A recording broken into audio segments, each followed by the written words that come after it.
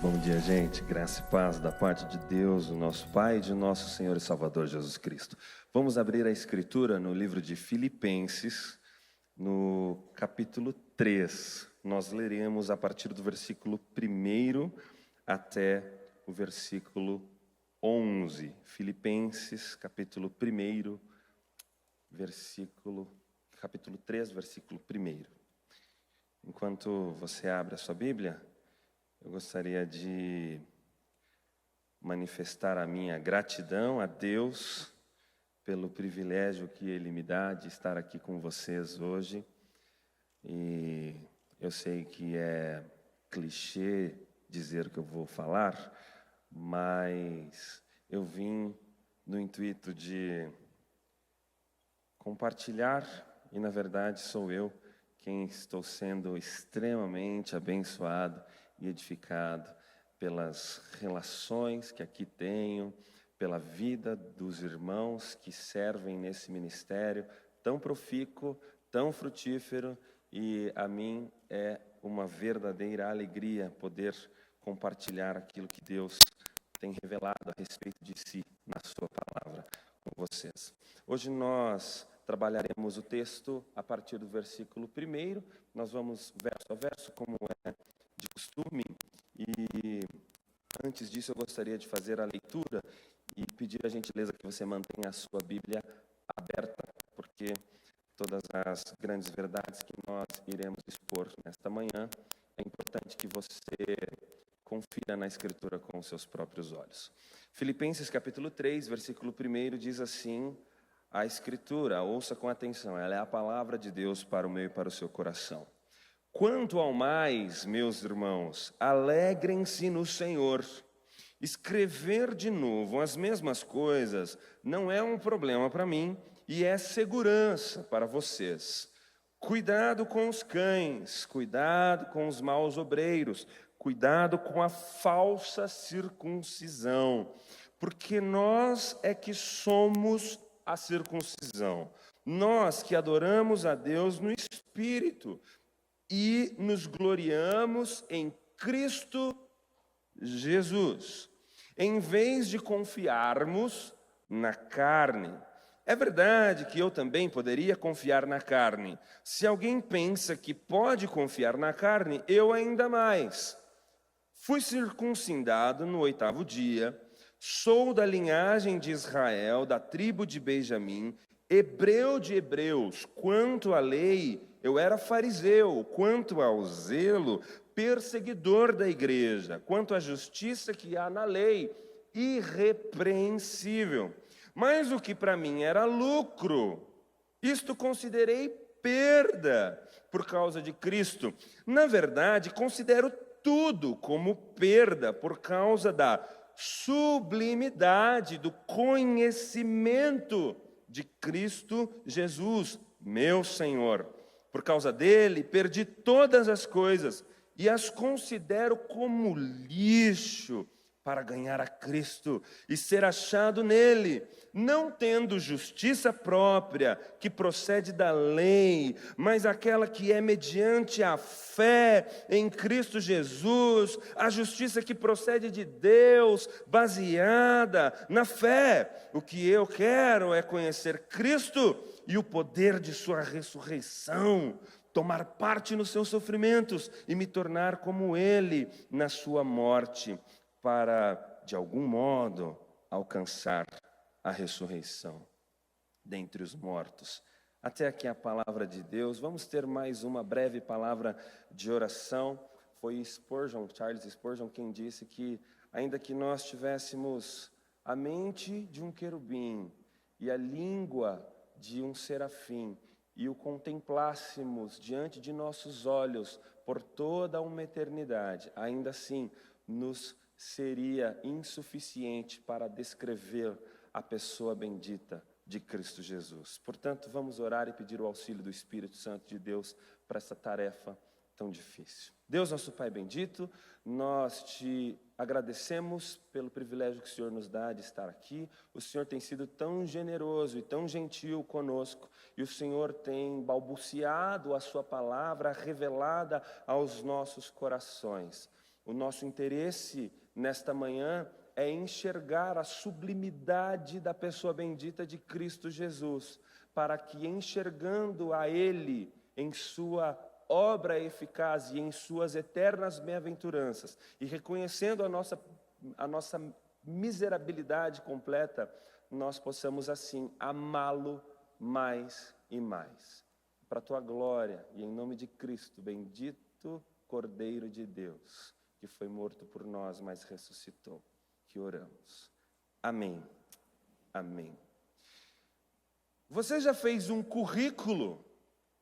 Eu acredito que todos aqui, ou pelo menos a grande parte de nós, algum momento da vida precisou fazer um currículo. Talvez você não tenha feito um currículo formal procurando um emprego, mas é muito comum que às vezes nós precisemos nos descrever para as pessoas. E se você precisasse se descrever, ou até mesmo escrever um currículo formal para concorrer a uma vaga de emprego, por exemplo, quais coisas você colocaria no seu currículo? Geralmente nós colocamos a nossa formação, as nossas qualificações, as nossas virtudes. Geralmente nós colocamos aquelas coisas que nós temos orgulho, aquelas coisas que nos qualificam. Colocamos aquelas coisas que a gente acredita que nos habilita para aquele serviço, para aquela tarefa. E geralmente é uma tentativa de impressionar aquele que tem o poder de nos eleger para aquele serviço. Geralmente nós não colocamos os nossos defeitos no nosso currículo. Inclusive, eu gosto muito de gente que usa uma virtude como um defeito. Eu acho assim, é o cúmulo da hipocrisia. É patético. A pessoa que diz assim, qual é o seu defeito? E ela responde assim, o meu defeito é que eu sou muito perfeccionista, sabe?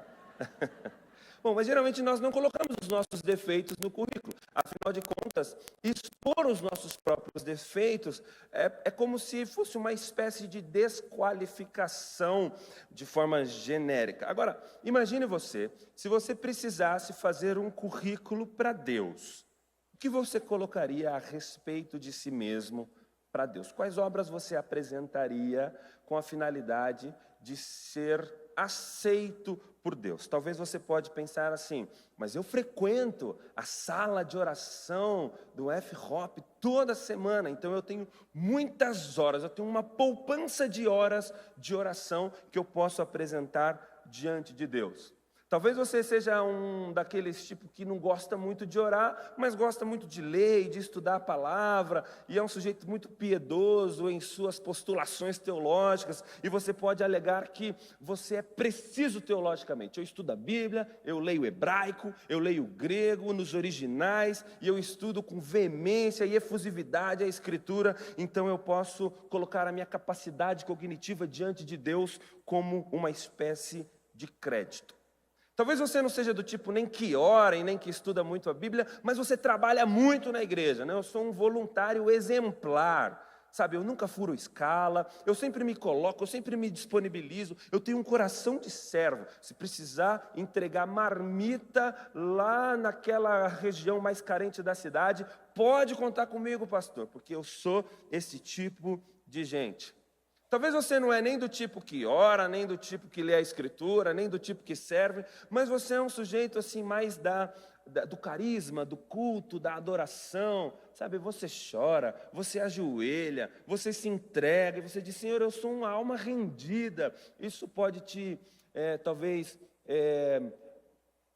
qualificar diante de Deus, como se Deus devesse olhar para você com determinada atenção, porque você, afinal de contas, é uma pessoa que se rende a Ele. Talvez você colocaria uma ou duas vezes que você venceu aquela tentação e aquele pecado que tenazmente te assedia, e você diz assim, não, eu sou uma pessoa resoluta e disciplinada, e eu luto pela santidade, e eu tenho conseguido, de alguma forma, vencer as tentações. Bom, todas essas coisas que eu acabei de mencionar, que fazem parte da piedade cristã, elas são genuinamente boas, mas nenhuma delas nos qualifica diante de Deus. Porque o cristianismo não tem a ver com o que nós fazemos para Deus, mas tem a ver com o que Cristo Jesus fez por nós. Eu repito isso porque isso é muito importante. O cristianismo não tem a ver com com o que nós fizemos para Deus, ou com o que nós oferecemos para Deus. Tudo que nós fazemos é uma resposta àquilo que Ele já fez por nós. Bom, vamos entrar no nosso texto a partir desta perspectiva. Paulo havia plantado esta igreja, a primeira igreja da Europa. Paulo, inclusive, plantou esta igreja por uma orientação do próprio Espírito de Deus. Se você ler o livro de Atos, quando Lucas registra estes eventos, você entenderá, a partir de Atos capítulo 16, que Paulo, na verdade, tinha a intenção de ir para a Ásia, mas o Espírito de Deus o impediu. E a outra vez ele tenta ir para Bitínia e o Espírito de Deus o impede mais uma vez. Aqui Paulo teria tido uma espécie de sonho, de revelação de um homem da Macedônia, da região da Macedônia, que clamava: passa a Macedônia e nos livre e nos salva. Paulo entende então que ele deveria mudar os seus planos missionários e não ir mais para a Ásia, mas sim para a região ocidental do hemisfério. Paulo deveria plantar uma igreja na Europa. E então Paulo passa pela Samotrácia e chega na cidade de Filipos, uma importante cidade. Lá em Atos 16 conta que Paulo ia todos os sábados orar próximo de um rio. E lá ele prega para uma mulher chamada Lídia, e ela é a primeira convertida daquela cidade. Logo depois, Paulo expulsa o demônio de adivinhação de uma mulher, de uma garota, que era uma escrava grega. E esta mulher também passa a ser membro daquela igreja. Depois disso, Paulo é preso porque ele obstruíra os lucros dos senhores daquela escrava. E então Paulo foi levianamente julgado e condenado, e foi preso. E então acontece aquele fatídico evento onde Paulo e Silas começam a cantar: por isso considero tudo como perda. Na verdade, eles não cantaram essa, porque Paulo escreveu isso depois. Inclusive, vocês estão pagando os royalties para Paulo, direitinho, desse trecho? Bom, vejam, Paulo e Silas começam a cantar, e aí o Espírito de Deus vem, e as correntes são abertas, as celas são abertas, e aquele homem que tentara se matar por conta disso, ele diz: o que preciso fazer para ser salvo? Paulo diz: crê somente, e tu e a tua casa serão salvos. Prega o evangelho para eles, e então aquela pequena igreja começa. Paulo tem um carinho muito grande pela igreja de Filipos, porque eles eram muito amorosos com o ministério apostólico de Paulo. Inclusive, depois que Paulo sai da região da Macedônia, vai para a região da Acaia, em Corinto, eles continuam bancando financeiramente o ministério de Paulo. Depois, quando Paulo vai para Tessalônica, eles continuam, não uma, não duas, mas 3 vezes, mandando ofertas missionárias para Paulo. Então, Paulo escreve esta belíssima carta, conhecida por nós como a Carta da Alegria, onde ele já está preso, mas ele escreve uma carta para a igreja de Filipos, que se reunia em Filipos, para instruí-los a respeito de alguns problemas que a igreja tinha e reafirmar algumas coisas que precisavam ser reafirmadas. É por isso que Paulo começa o capítulo 3 dizendo: quanto ao mais, meus irmãos, alegrem-se no Senhor. Escrever de novo as mesmas coisas não é um problema para mim. O ministério pastoral, apostólico, de mestres, é um ministério de paciência. Vocês que são líderes que estão aqui sabem que geralmente nós falamos a mesma coisa várias vezes e as pessoas com certa recorrência continuam caindo nos mesmos erros. E às vezes nós somos tomados da tentação de pensar assim: eu acho que essa pessoa não vai entender nunca, vamos desistir dela e vamos passar para outra. Para Paulo, o ministério pastoral é um ministério de paciência. Vamos pregar quantas vezes forem preciso. Vou falar de novo e de novo, porque para mim não é um problema e é segurança para vocês. Às vezes você já teve a sensação de chegar num culto e o pastor começar a pregar e você pensar assim: mas eu já ouvi esse texto, mas eu já sei o que ele vai falar. Deixa eu lhes explicar uma coisa muito importante. Na construção civil, quando você vai bater uma estaca, você precisa bater várias e várias e várias vezes na estaca. Você está batendo no mesmo lugar, mas cada vez que você bate, ela vai mais funda. Portanto, a Escritura é uma fonte inesgotável de sabedoria. Ainda que nós preguemos o mesmo assunto várias e várias vezes, cada vez que nós nos apropriamos pela fé daquele assunto, daquela doutrina, nós temos uma compreensão ainda mais profunda do conhecimento de Deus. É por isso que Paulo vai passar aqui a louvar a pessoa sublime de Jesus Cristo e pregar mais uma vez o antigo evangelho de que nós fomos salvos pela fé somente e não pelas nossas obras. Paulo começa com uma advertência no versículo 2. Cuidado com os cães, cuidado com aqueles que são da circuncisão ou da falsa circuncisão. Cuidado com os maus obreiros. E Paulo diz, vocês é quem são da circuncisão. Isso é interessantíssimo. Embora eles fossem gentios, não passaram pelo rito físico que todos os judeus nascidos no território, nos limites geográficos de Israel passavam, que era a circuncisão.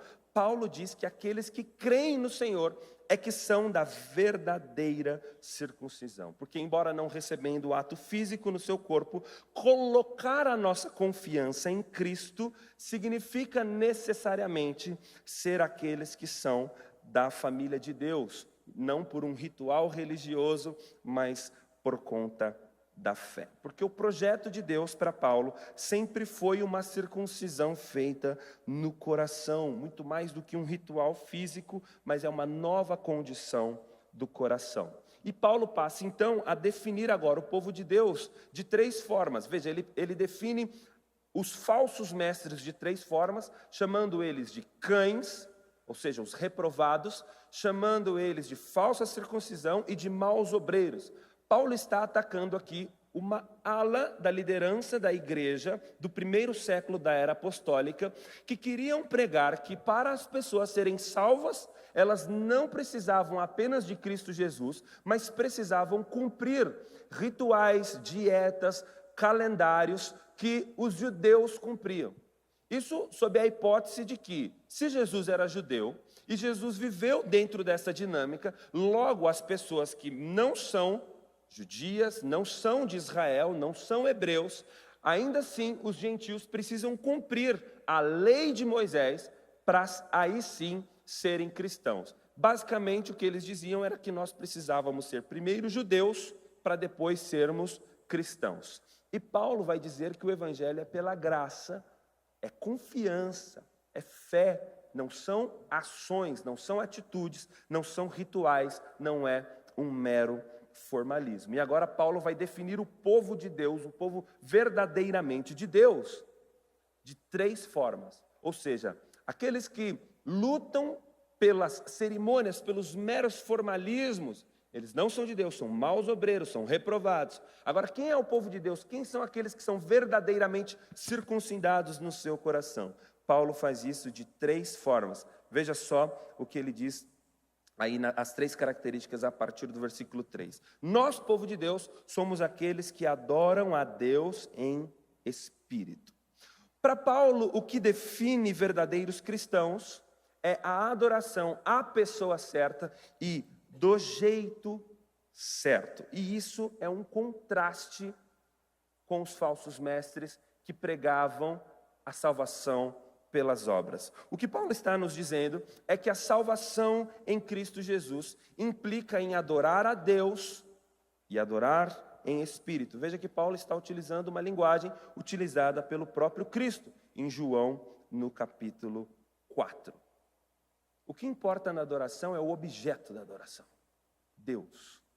E a forma da adoração, em espírito. Para Paulo, a adoração verdadeira é algo que parte de dentro. A palavra adoração no grego, latria, é o sufixo de idolatria, significa adorar um ídolo. Agora, a palavra latria no grego, ela só é encontrada no Novo Testamento quando se refere à adoração a Deus.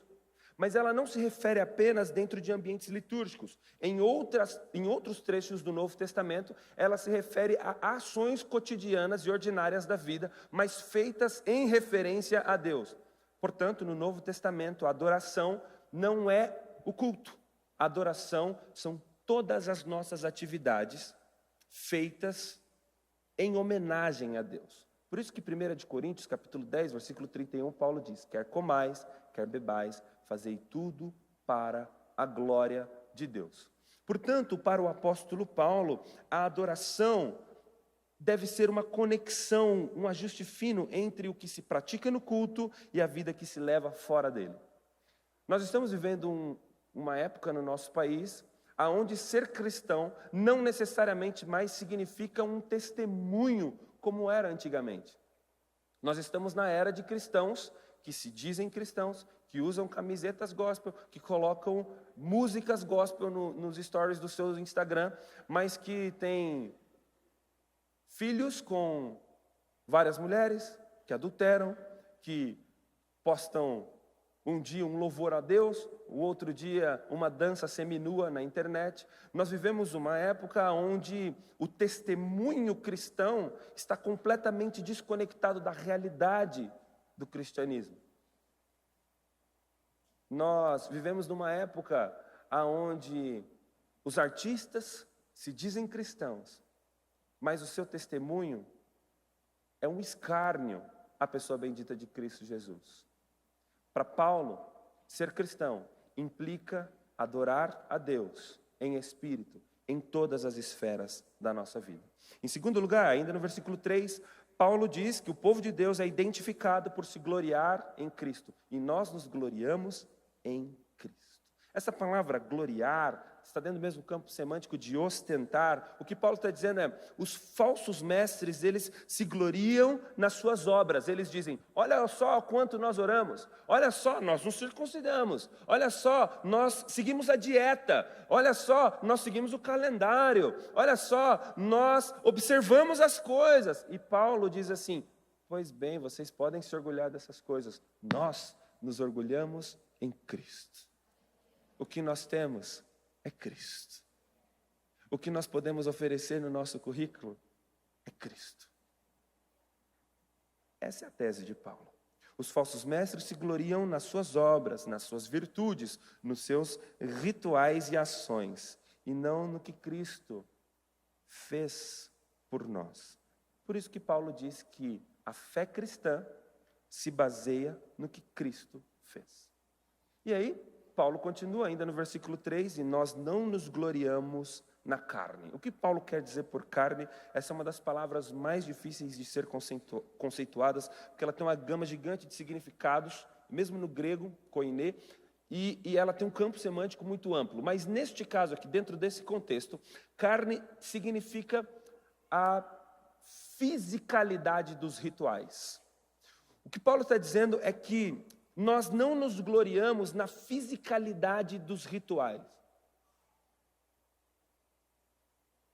Olha só, esse shofar aqui veio de Israel, não tem nada de santo nele.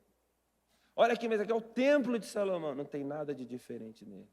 Não, mas esse aqui é o altar ungido ao Senhor, não tem nada de diferente nisso. Isso aqui é um palco. Igual aquilo ali chama porta, isso aqui chama palco. Para Paulo, não há a sacramentalidade da fisicalidade. Para Paulo, nós não nos gloriamos na carne. É isso que ele quis dizer quando ele usa essa expressão.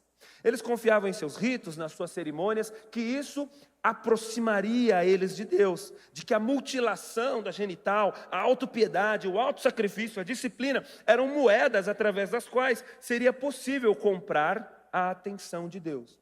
Mas o cristianismo não se baseia no que nós fazemos. C.S. Lewis disse isso, mas no que Deus fez por nós. Todas as religiões, se você conversar com qualquer cientista da religião, você perceberá que todas as religiões funcionam dentro de um mesmo padrão. Você tem uma divindade, pode ser qualquer uma, e você tem aqui os fiéis dessa divindade. Essa divindade aqui requer algumas coisas dos fiéis. Então ela tem exigências. Olha, eu gostaria que fosse assim, assim, assim, assado. E aí o profeta dessa divindade, que é o intérprete, é o Hermes dessa divindade, ele diz para os fiéis, olha, a divindade para ser agradada tem que fazer isso, isso, isso e isso. E aí em troca destes sacrifícios, a divindade abençoa esses fiéis. Então se você fizer determinada coisa, você alcançará determinado resultado. Todas as religiões são assim.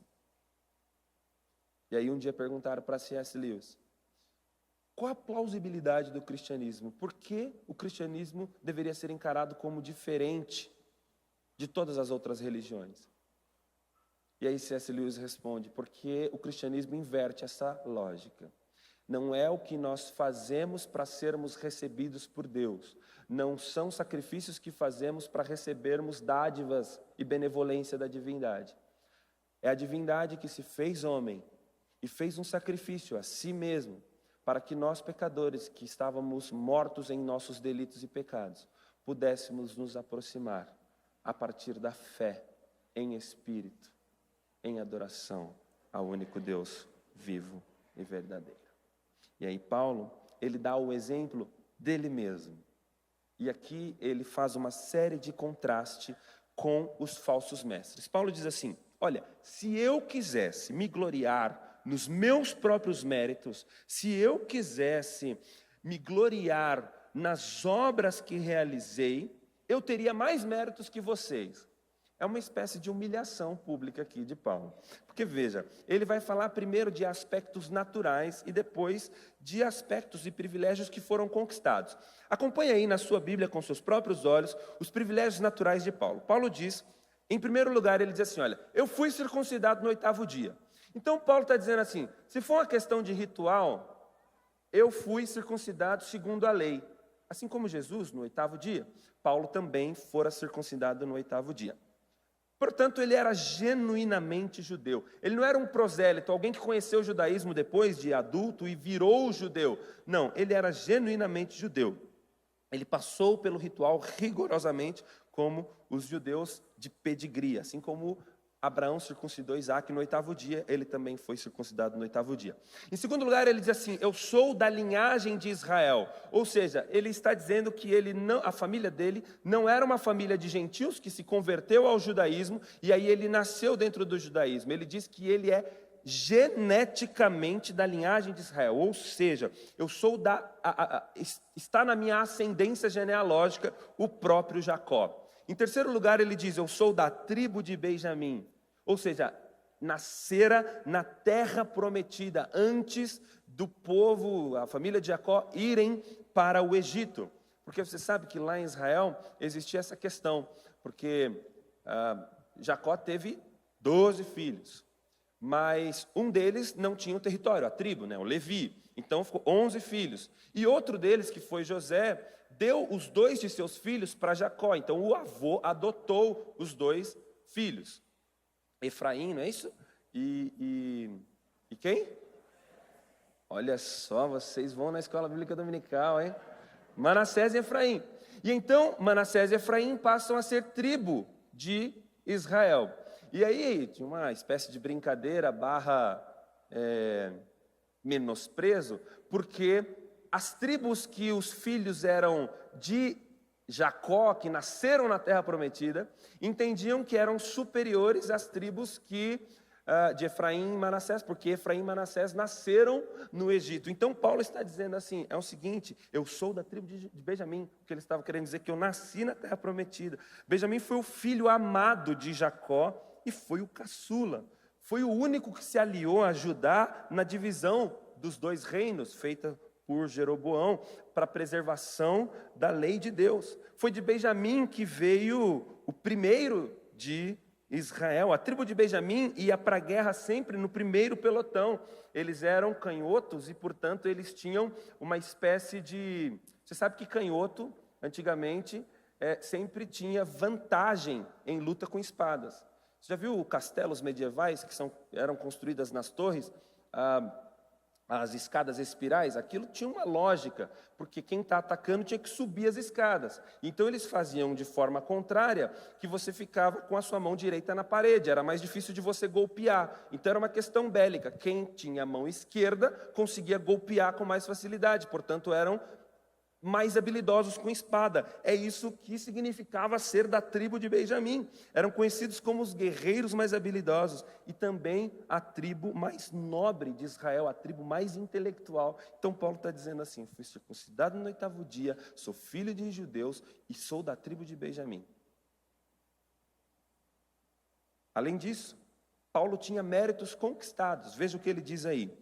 Eu sou verdadeiro hebreu. O que ele quis dizer? Essa era uma expressão que se referia ao judeu que não era apenas filho de judeus, mas que era praticante da religião, da cultura judaica. Inclusive, os judeus que eram conhecidos como os verdadeiros judeus aprendiam tanto aramaico quanto hebraico. Ele estudou ao pé de Gamaliel. E mesmo numa cultura helenizada, que se falava grego, eles mantinham e cultuavam a Deus em hebraico e praticavam essas línguas entre eles. Muitos desses falsos mestres que eram lá da Macedônia não falavam sequer o grego, não sabiam sequer ler o Antigo Testamento em hebraico. Em segundo lugar, Paulo diz que ele era fariseu.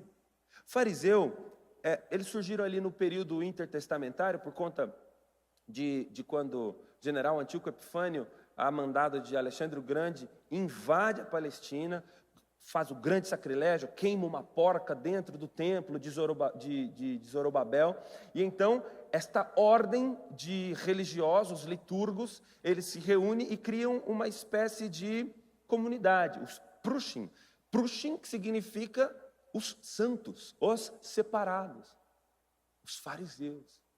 E a ideia era boa, vamos manter, vamos decorar a Escritura, e vamos manter, porque se levarem os livros para Alexandria, como aconteceu, no século passado encontraram a biblioteca de Nag Hammadi, lá no Egito, com vários desses pergaminhos.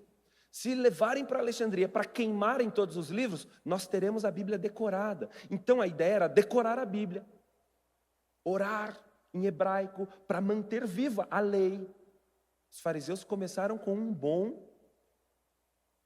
motivo, mas depois se tornaram hipócritas e Jesus os condena veementemente. Mas Paulo está dizendo, eu era da ordem dos fariseus. E não apenas disso, mas Paulo diz que, em Atos 26, capítulo 26, versículo 5, assim como em Gálatas 2, 10 também, Paulo diz assim, eu era o principal, ou o mais extremo, o mais rigoroso dentre os fariseus. Aqui ele utiliza a palavra zelo, que tem o mesmo radical da palavra severo, ou seja, eu era um fariseu mesmo, severo e rigoroso. Quanto ao zelo, ele diz, perseguidor da igreja. O seu rigor era tão grande com o judaísmo, que ele perseguia cristãos. Nós sabemos que ele consentiu na morte de Estevão, por exemplo. Em quarto lugar, ele diz, quanto à justiça que há na lei, eu era irrepreensível. E aqui é importante explicar que a palavra irrepreensível não significa que Paulo estava dizendo que ele era perfeito. Paulo não estava dizendo com essa expressão que existia nele uma ausência de qualquer tipo de falta moral, mas sim que ele nunca se mantinha omisso ao cuidado que a lei requer. Ou seja, ele vivia sempre em alerta. Sabe gente que está fazendo dietas muito restritivas e leva a balança para os lugares, porque precisa ali, não, é 250 gramas e não pode passar disso?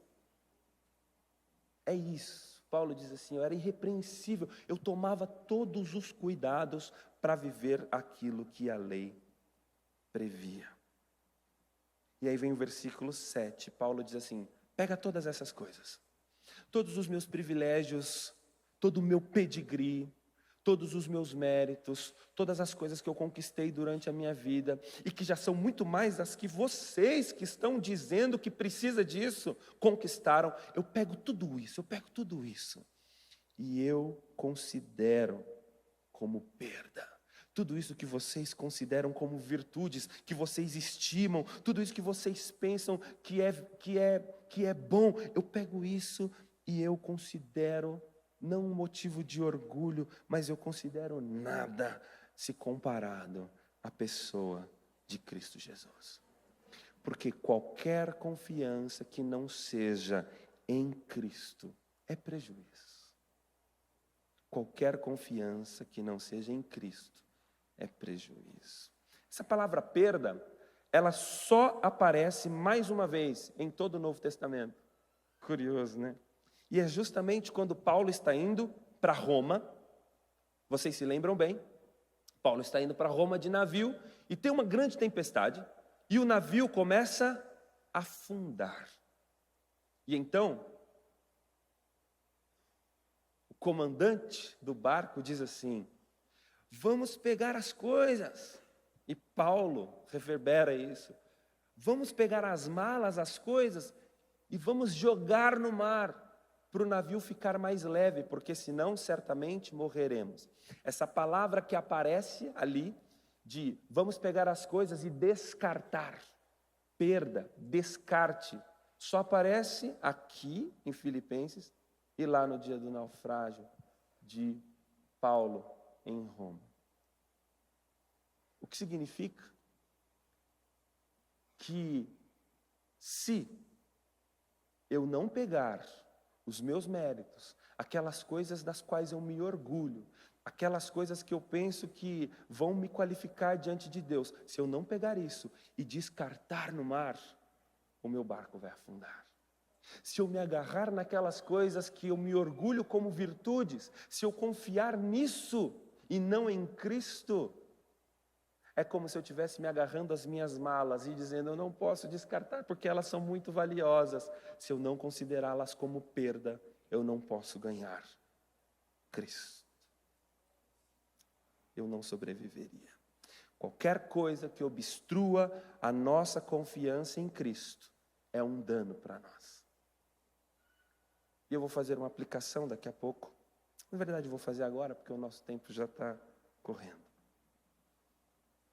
Em primeiro lugar, Jesus é mais importante do que qualquer tradição cristã. Vou repetir isso. Jesus é mais importante do que qualquer tradição cristã. Às vezes, nós dizemos assim, olha só esses falsos mestres, dizendo que o povo tinha que circuncidar, que o povo tinha que guardar o sábado, que o povo tinha que guardar as festas da lua. Olha aqui esse povo querendo escravizar as pessoas, dizendo que eles precisavam seguir a dieta, que eles não podiam comer carne de porco, que eles não podiam ir nas festas da cidade. Olha só que gente que está escravizando o povo. Mas se nós transportarmos esta realidade para a nossa realidade hoje, nós perceberemos que nós também temos dogmas, temos estigmas, que às vezes nós confiamos nisso, na nossa forma, no nosso jeito, na nossa interpretação, e nós confiamos nisso como sendo mais adequado diante de Deus, porque a nossa forma de interpretar, o nosso ritual, o meu jeito, a minha igreja, a minha denominação, e assim nós obstruímos a pessoa bendita de Jesus Cristo. Deixa eu lhes dizer com muita clareza. O que Paulo está dizendo é que se ele não tivesse abdicado do valor demasiado que ele dava para os rituais religiosos, ele não poderia ter Cristo. Foi preciso abrir mão, foi preciso perder, foi preciso jogar as bagagens para fora para conseguir ser amigo de Deus.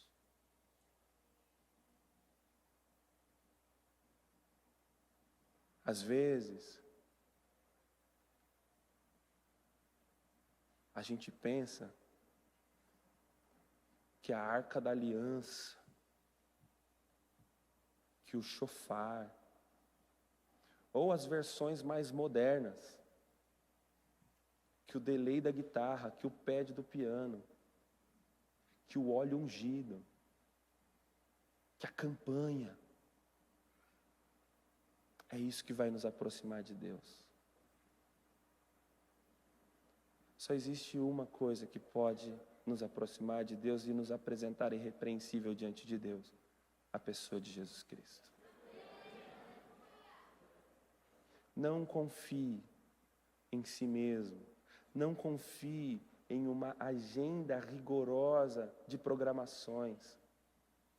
Quem nos leva a Deus é Cristo. Em segundo lugar, Jesus não é uma teoria. Veja aí na sua Bíblia o versículo 8, Paulo diz assim: o que eu quero é conhecer a Deus. O que eu quero é conhecer. Essa palavra, iada, essa palavra foi a mesma utilizada em Gênesis, capítulo 4, versículo 1, quando diz que Adão conheceu Eva, no sentido de intimidade. É a mesma palavra. O que Paulo está dizendo aqui? Eu quero ter intimidade com Cristo. Intimidade com a pessoa de Cristo. Portanto, o conhecimento aqui não é algo teórico. Não é você decorar um catecismo, uma confissão de fé, decorar o texto da Escritura, embora você deve ler recorrentemente a Escritura. Mas não é você apenas saber um código moral, não é apenas você ler muitos livros, não é apenas você saber ler em grego, você saber interpretar os textos com precisão. Paulo está dizendo aqui que conhecer é uma intimidade, é um nível de intimidade mais profundo com a pessoa de Cristo. E esse texto é muito desafiador para eu pregar, por exemplo. Vocês sabem que eu sou de uma tradição mais litúrgica, mais tradicional. E por vezes a minha própria tradição, em seus pecados e em suas rebeliões contra a pessoa de Cristo, valorizou mais os rituais, mais o conhecimento. Inclusive, as alegações que se fazem de que os reformados são soberbos, são prepotentes, em grande parte, elas têm razão. Porque nós nos ensoberbecemos do próprio conhecimento que temos da Escritura. E às vezes, deixamos de conhecer a Deus, porque conhecemos muito sobre Deus. E conhecer sobre alguém não significa conhecer alguém. Ao mesmo tempo, esse texto é muito desafiador também para aqueles que são mais carismáticos, que valorizam mais a experiência. Hoje o culto não teve mover. Desde quando o culto, para ter a presença de Cristo, precisa ter mover? Não existe uma forma. Às vezes nós idolatramos a forma. Não, eu não quero conhecer teologia, eu não quero conhecer, eu quero saber de adorar. E às vezes, adora aqui, e ali fora, não demonstra em suas atitudes e práticas o mínimo do temor e da reverência e da santidade que Deus requer de nós. Jesus não é uma teoria, Jesus é uma pessoa que nós nos relacionamos.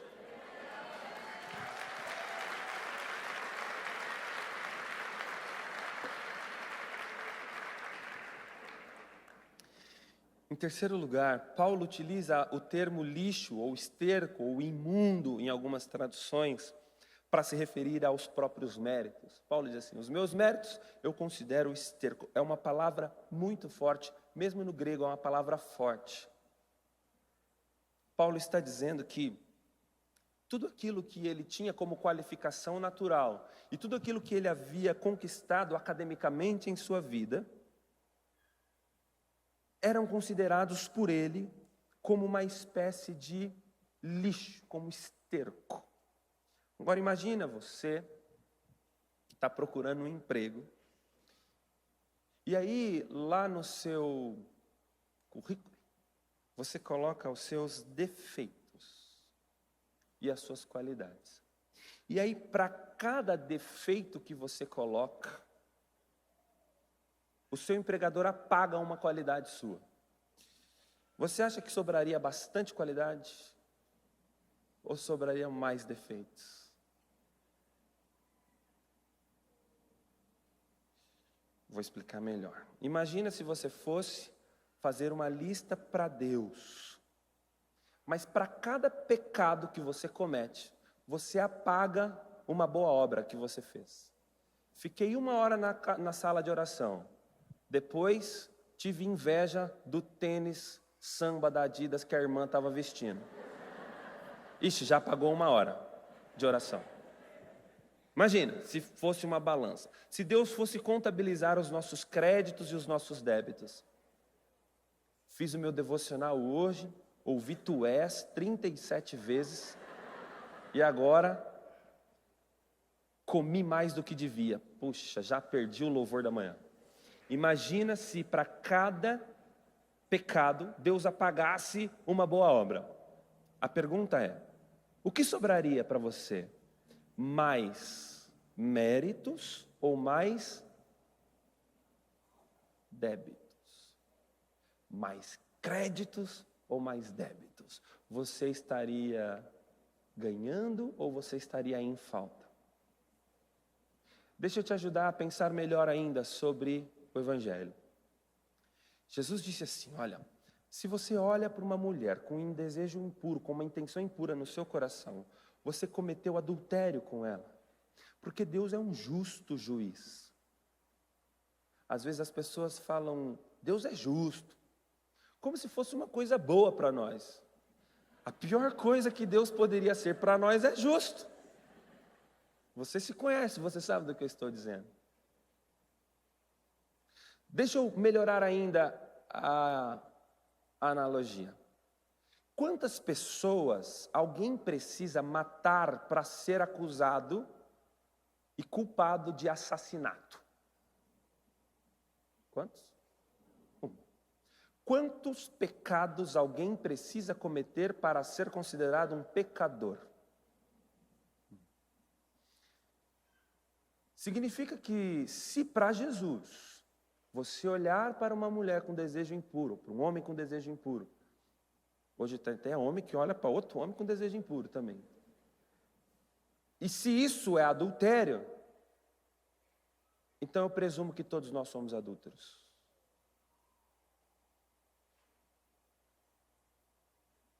João diz que se você odiar o seu irmão, você é homicida.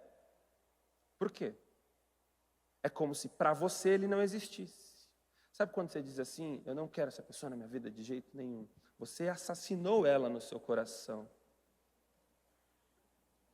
Eu deduzo que muitos de nós, quiçá todos nós, já matamos alguém no nosso coração.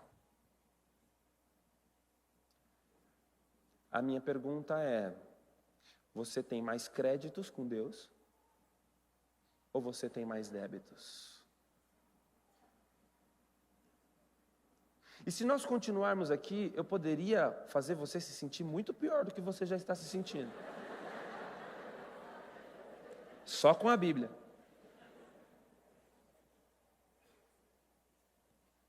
Mas só pode provar a doçura da graça de Deus aqueles que primeiro reconhecerem o quão amargo o pecado é.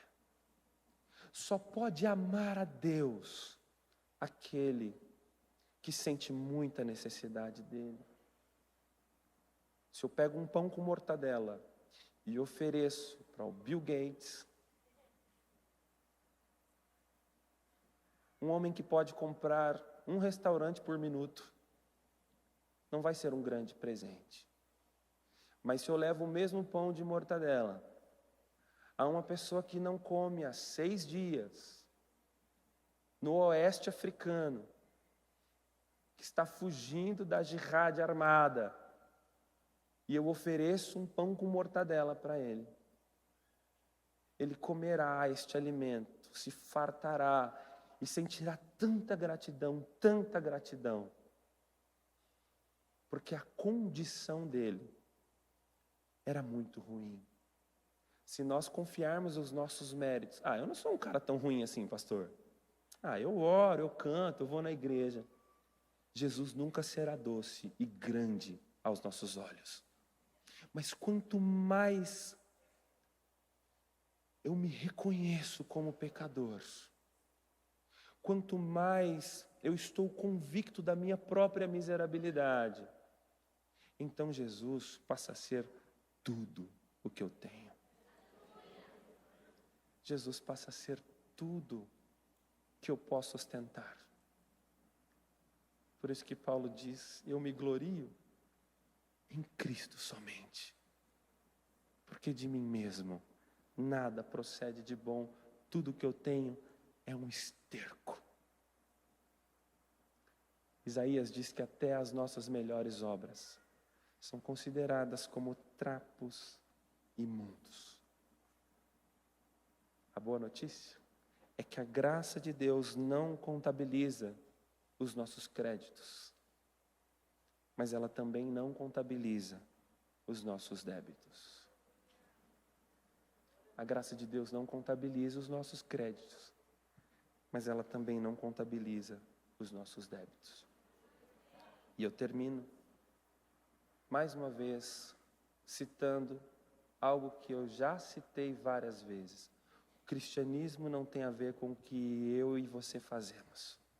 O cristianismo tem a ver com a contemplação e a resposta daquilo que Deus fez na cruz. Só existia um que poderia pagar pelos nossos pecados. Quantas orações você acha que você precisava fazer para conseguir pagar os seus pecados? Quantas músicas você acha que você precisava cantar para pagar os seus pecados? Mesmo que nós tivéssemos uma eternidade inteira, nós jamais conseguiríamos pagar o preço dos nossos pecados. Porque para desfazer uma condição de eterna perdição, precisava ser alguém eternamente perfeito. E Deus enviou o seu Filho Jesus Cristo para morrer no nosso lugar. Alguém que viveu uma vida de obediência e perfeita. E no tribunal de Deus, quando Deus julga o meu e o seu pecado, agora Ele pega a sua lista de pecados e Ele rasgou a cédula que era contra nós. Não porque você orou, porque você cantou, porque você veio na igreja, porque você leu a Bíblia ou porque você deu o dízimo, mas porque Jesus Cristo, seu representante legal, chegou lá com uma procuração e disse para Deus: este é meu. Logo,